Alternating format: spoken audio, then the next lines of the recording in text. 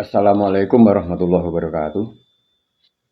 Bismillahirrahmanirrahim. Alhamdulillahirabbil alamin wa bihi nasta'inu ala umuri dini waddin wassalatu wassalamu ala sayyidina Muhammadin wa ala alihi washabihi ajmain. Amma ba'du. Rabbi shrah li sadri wa yassir li amri wahlul 'uqdatam min lisani yafqahu qawli. Rabbi zidni ilma warzuqni fahma. Amin. Ketemu lagi dengan saya, saudara-saudara semuanya, di saluran ngaji Ansos Kang Dul. Untuk kali ini saya ingin membawa sebuah topik atau tema ya, yang kelanjutan dari tayangan sebelumnya, yaitu soal pemilu atau politik lah itu kira-kira. Namun izinkan saya menyampaikan beberapa ungkapan yang sangat serius. Terima kasih kepada para pengkaji yang sampai saat ini masih mensupport di channel ini, sehingga saya masih bersemangat untuk menayangkan edisi-edisi seterusnya.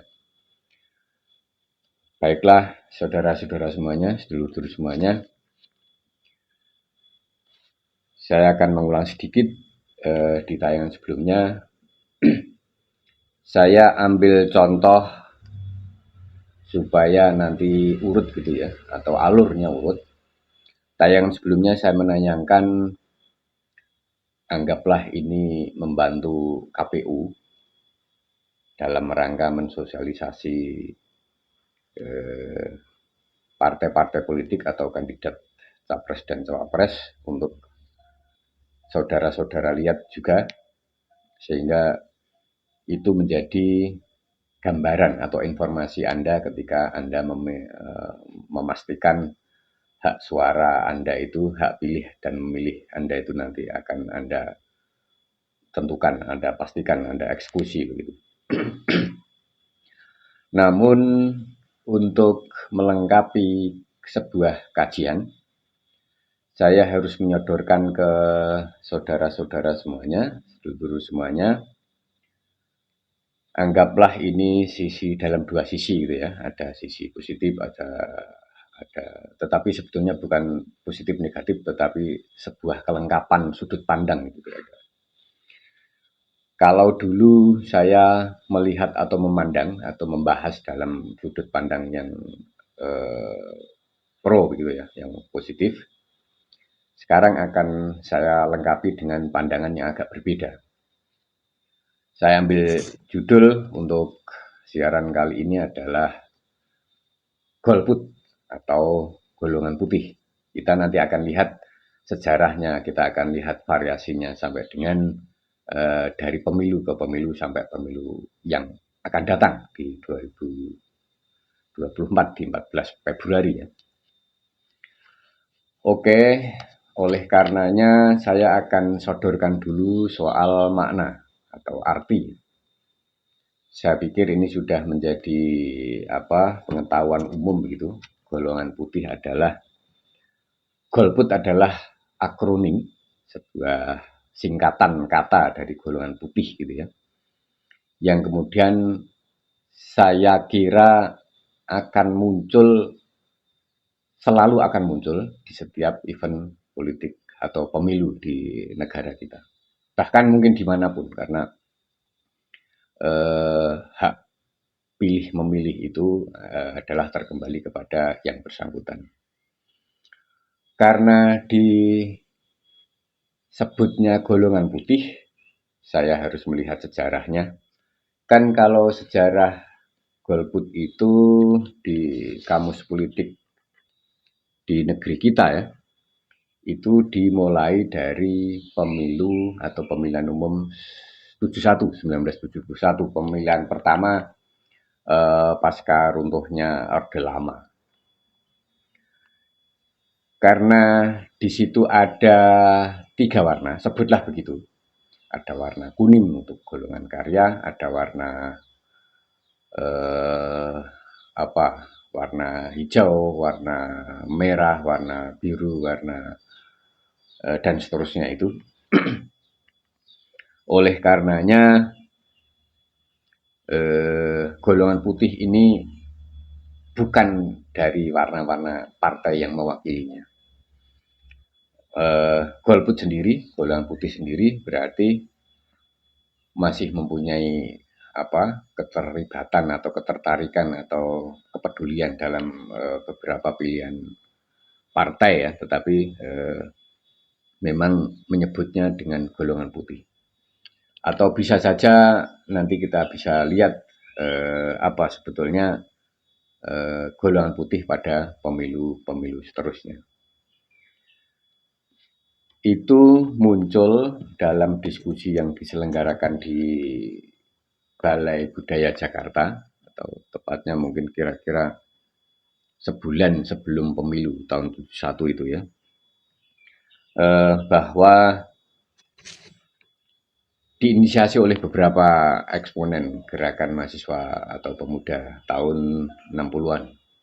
Karena di situ ada kemudian Pak Arief Budiman yang sudah almarhum, ada juga Adnan Buyung Nasution juga sudah almarhum, ada juga Julius Usman, ada Hujan Umar, ada Asmarana Baban, ada Imam Waluyo yang notabene pencetus akronim Golput itu, golongan putih, sehingga ini menjadi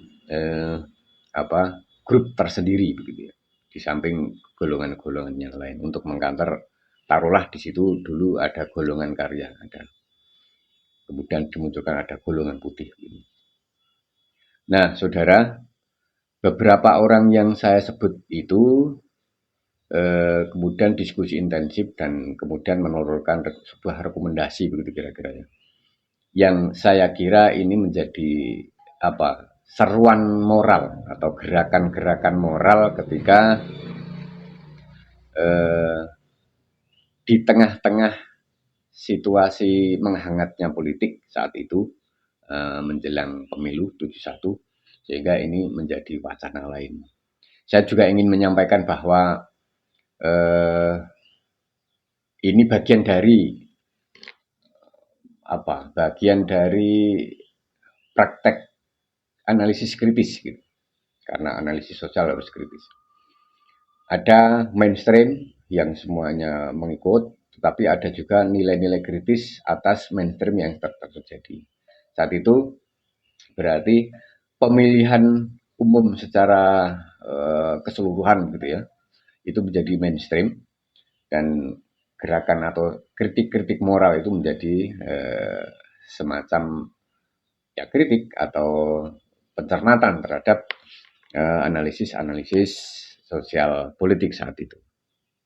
Oleh karenanya di golongan putih itu mereka menyebutnya seruan moral, bukan mereka tidak menyebut sebagai partai tersendiri yang kemudian akan besar, semakin lama besar dan menang dalam memenangkan kontestasi pemilu, tidak, tetapi ini hanya sekedar kritik atau pencermatan atau telaah atau kajian analisis sosial politik saat itu. Oleh karenanya kalau saya sebut sebagai praktek dari kerja-kerja logika analitis kritis begitu ya, ini menjadi menarik, dan saya kira ini menjadi semacam tambahan pewacanaan ketika kita mainstream ternyata ada pikiran-pikiran lain yang menyebutkan lain. Oleh karena itu saudara, ya saya harus ngomong kalau saya angkatan 85-86 ya. Saya kuliah di sebuah perguruan tinggi di Salatiga itu sekitar 85-86. Setahu saya karena golongan putih itu diinisiasi oleh para gerakan-gerakan pro demokrasi tempo dulu ya, eksponen 66, sehingga kira-kira atau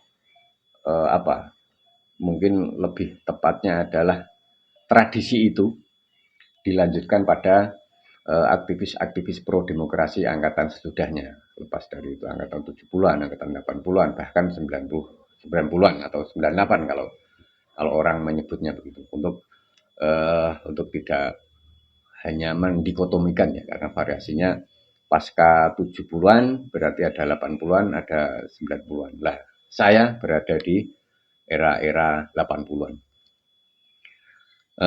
Golongan putih karena itu merupakan kritik dari situasi saat itu, dan yang harus dipahami adalah bahwa hak pilih dan memilih itu menjadi hak semua orang, supaya nanti diskusi golput itu tidak kemudian semacam ditakuti begitu ya, karena kita tidak boleh takut terhadap diskusi terhadap topik apapun, bahkan yang kontradiksi sekuat apapun kita juga harus diskusikan itu supaya semuanya menjadi teranalisa dengan jelas dan gamblang.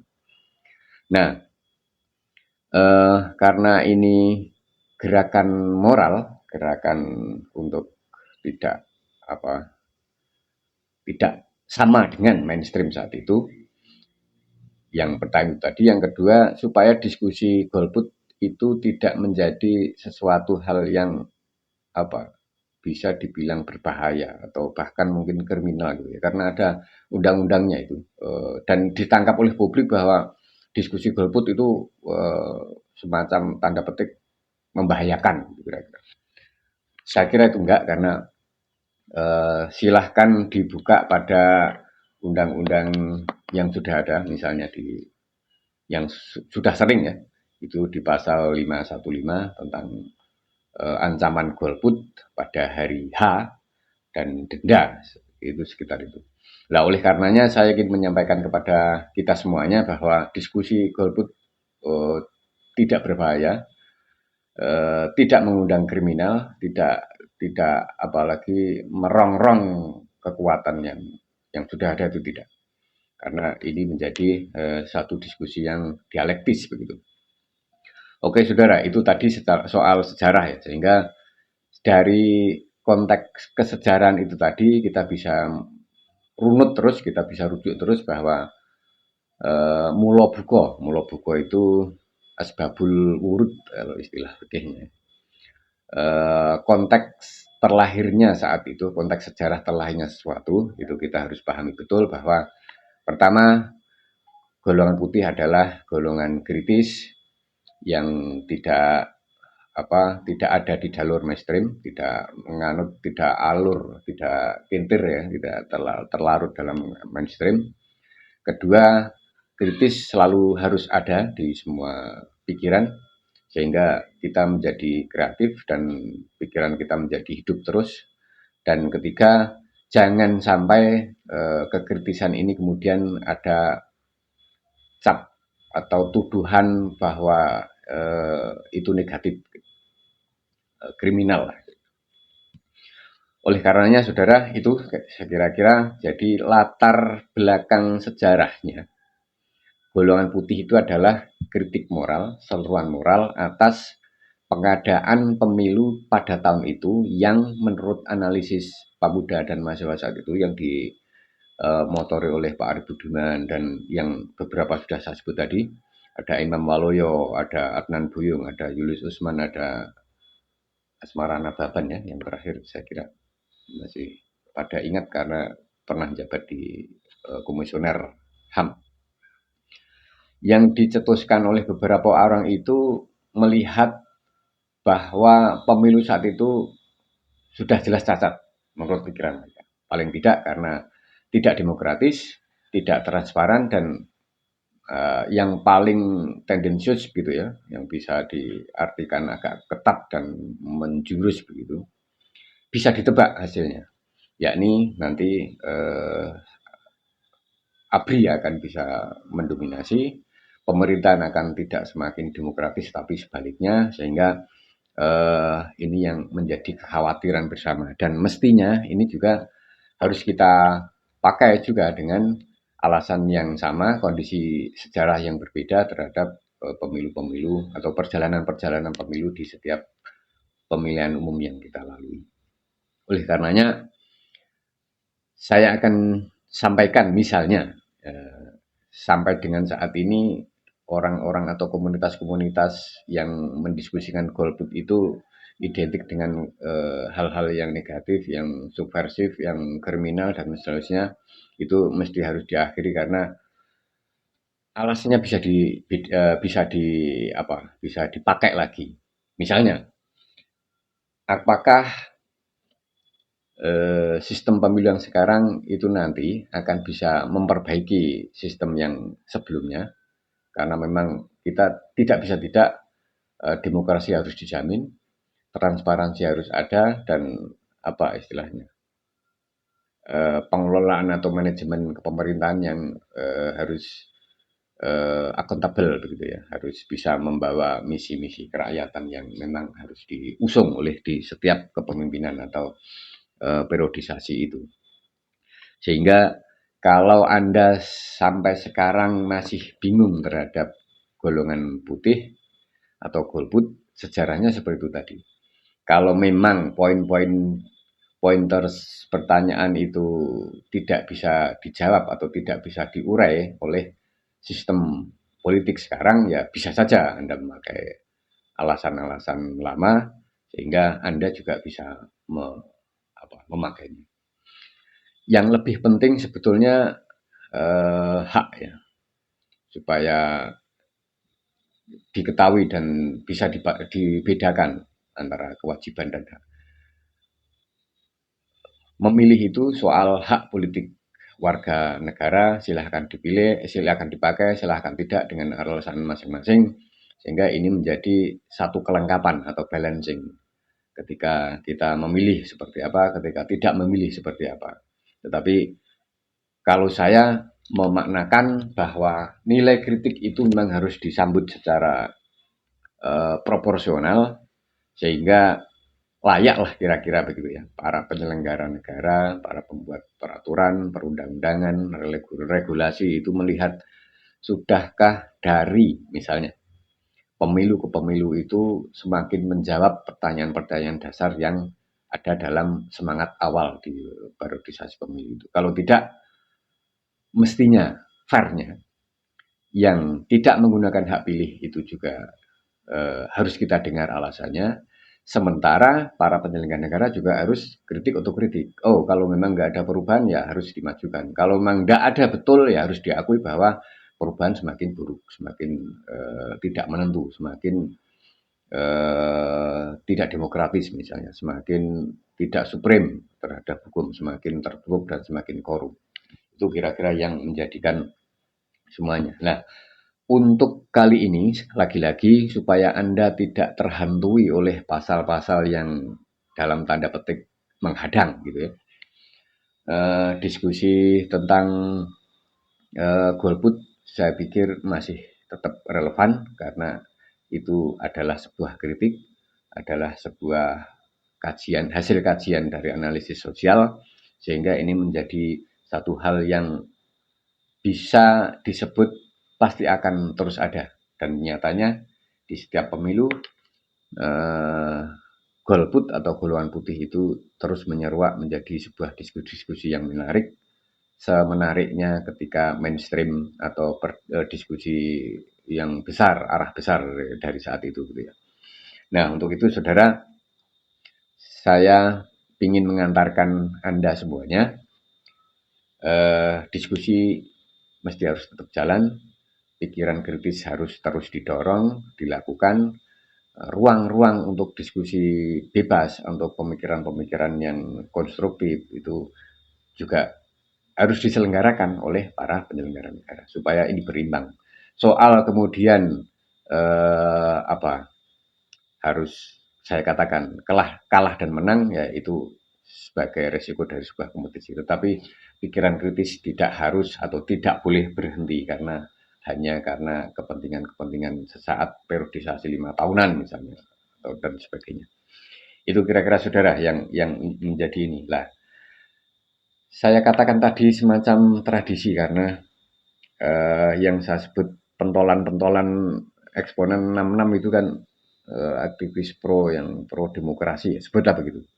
Karena kemudian di dekade 80-an, 90-an itu juga masih masih kuat sekali stigma mahasiswa gerakan gitu ya, yang pro demokrasi dengan mahasiswa yang status quo itu.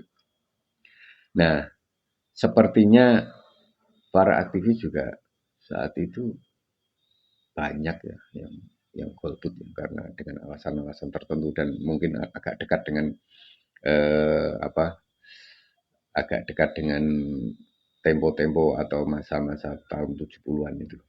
Sehingga ini masih dijadikan rujukan utama dan masih dipakai. Saya tidak tahu kemudian karena ada reformasi Mei yang mengakibatkan ada pergantian kekuasaan itu di pemilu 99, kemudian banyak fenomena yang agak berbeda atau di luar, karena teman-teman aktivis mahasiswa juga masih punya argumentasi tersendiri antara ya dan tidak, antara masuk dan tidak, antara ambil dan cuekin dan seterusnya itu, sehingga ini menjadi satu, sebutlah apa istilahnya, pintu gerbang yang bisa jadi akan membuat harapan kita semuanya untuk taruhlah memotong kekuatan-kekuatan lama yang akan mengisi lagi di kepemimpinan nasional di pemilu-pemilu kemudian. Tapi harus saya katakan dari pemilu sampai ke pemilu dari 99 ya, pemilu 99 sampai sekarang ini mesti harus menjawab pertanyaan dasar yang harus diwujudkan. Semakin baikkah negara kita, semakin demokratiskah negara kita, semakin transparankah, semakin berkurangkah korupsi atau para koruptor, sehingga tidak merajalela dan tidak semena-mena dengan meski sudah ada KPK gitu kira-kira. Itu saudara kira-kira.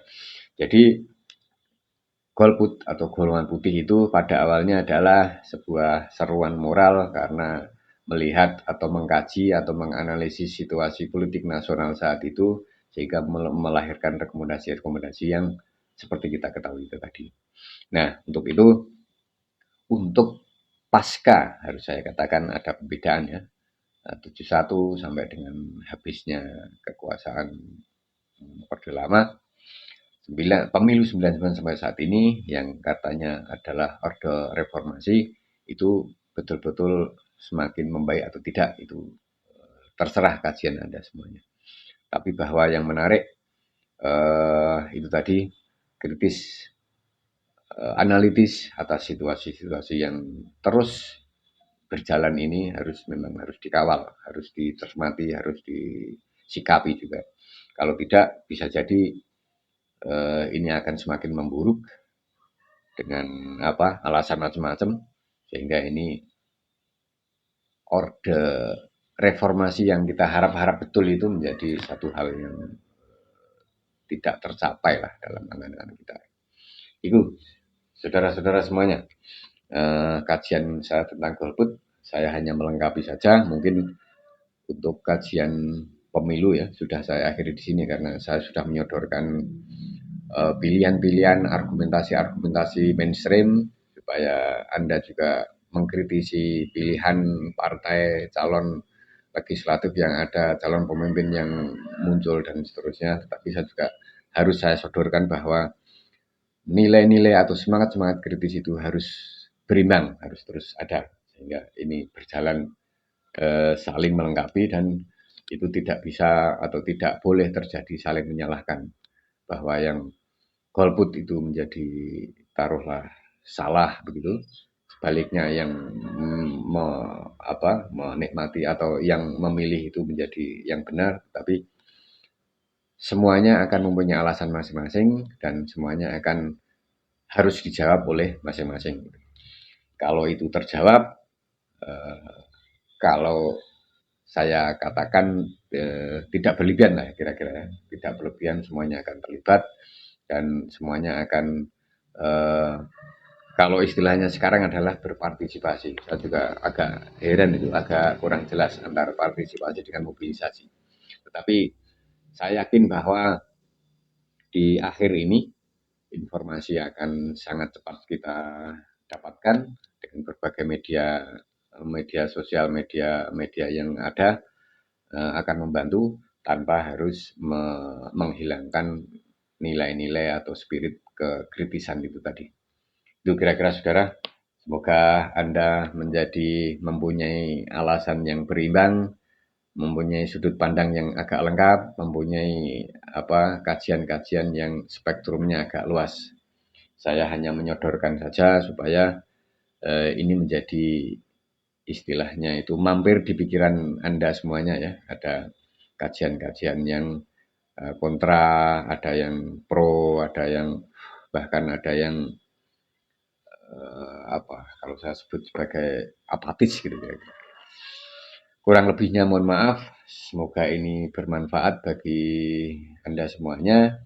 Paling tidak untuk menjadi tambahan wacana bagaimana kita akan mengkritisi atau menganalisis sesuatu sehingga menjadi keputusan Anda menjadi betul-betul atas dasar beberapa pertimbangan dari sudut pandang yang sangat luas. Kira-kira begitu.